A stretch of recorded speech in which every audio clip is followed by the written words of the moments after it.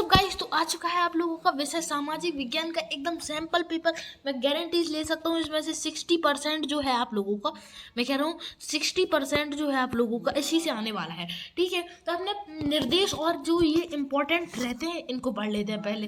क्या 3 घंटे का पेपर होने वाला है, 1 से 4 वाले वो क्वेश्चन वही हैं, वो 2020 का, तो ये न्यू ब्लूप्रिंट से जारी नहीं है। तो अब हमें सही विकल्प चुनना है। क्या सही विकल्प क्या है हमारे? ये पहला, कर्क रेखा निम्न में से किस राज्य से गुजरती है? तो ये हमारी मध्य प्रदेश से गुजरती है, क्योंकि कर्क रेखा ऐसे निकलती है ना, ऐसे। तो यहाँ पे हमारा राजस्थान आ जाता है, गुजरात आ जाता है, फिर यहाँ से मध्य प्रदेश आ जाता है, यहाँ से फिर हमारा वेस्ट बंगाल आ जाता है, सिक्किम आ जाता है और भूटान आ जाता है। ऐसे ऐसे करके मैंने आप लोगों को 6 राज्य गिना दिए, 8 राज्यों से होकर गुजरती है। मैं आप लोगों के साथ में जनरल नॉलेज भी देता हूँ। हिमालय पर्वत, जो हिमालय पर्वत है, ये हिमालय पर्वत की श्रृंखला है, इसमें सबसे ऊंची चोटी कौन सी है?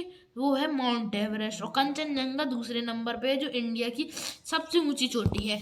अब आ जाते हैं हम अपने क्वेश्चन नंबर 3 पर, और इसमें है आप लोगों का खा वाला घा वाला संचार। और अब आ जाते हैं क्वेश्चन नंबर 4 पर, कि भारत का संविधान किस तिथि को लागू हुआ था? ये हुआ था 26 जनवरी को, क्योंकि इसी 26 नवंबर को हमारा संविधान लिख के तैयार हो चुका था, और 26 जनवरी तक ये चेक होके एकदम प्रेरित कर दिया गया था, जारी कर दिया गया था। ये हमारे नेपोलियन दादा कब हारे थे? ये हारे थे 1815 में। और अब आ जाते हैं रिक्त स्थान की पूर्ति करना है। फ्रांसीसी क्रांति कब शुरू हुई थी? 14 जुलाई 1784 को हुई थी।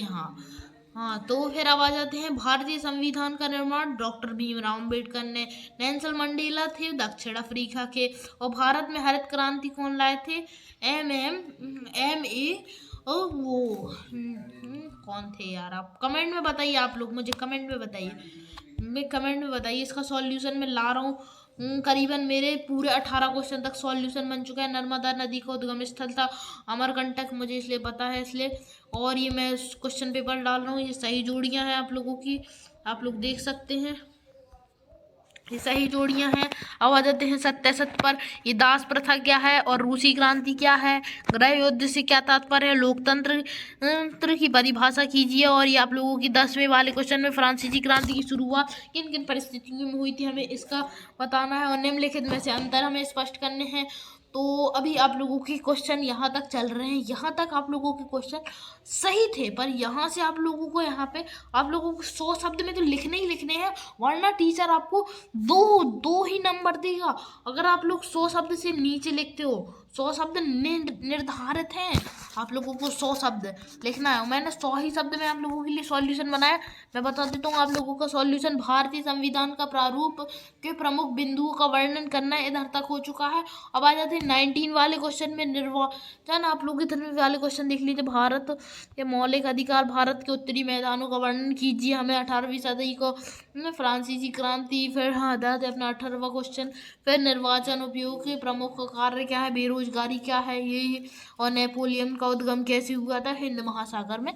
तो ये है आप लोगों के। और यहाँ पे ही नेपोलियन का उद्गम आप लोग ऐसे लिख दोगे, नेपोलियन बोनापार्ट का जन्म हुआ था फ्रांस में। नेपोलियन ने बहुत मेहनत करके फ्रांस की गद्दी पर आई और बहुत ही मेहनत की उसने। तो ऐसे नहीं लिखना आप लोगों को, विस्तार में। नेपोलियन बोनापार्ट का जन्म फ्रांस के एक समूह के नाम से था, जिसका नाम ये था, फलाना था। फिर नेपोलियन ने बहुत मेहनत करके अपने दाखिला फ्रांस के उच्च सैनिक स्कूल में करवाया, जिससे वह अच्छी शिक्षा प्राप्त कर सके। और उसने ऐसे करके आप लोगों को आंसर को बड़ा करना है, खींचना है, आंसर को विस्तार में करना है। तो थैंक्स फॉर वॉचिंग। अब वीडियो बहुत लंबी हो जाएगी, तो तब तक के लिए बाय बाय। फिर मिलते हैं आप लोगों से सॉल्यूशन में, और आप लोग मेरी वीडियो देखते रहिए करेगा।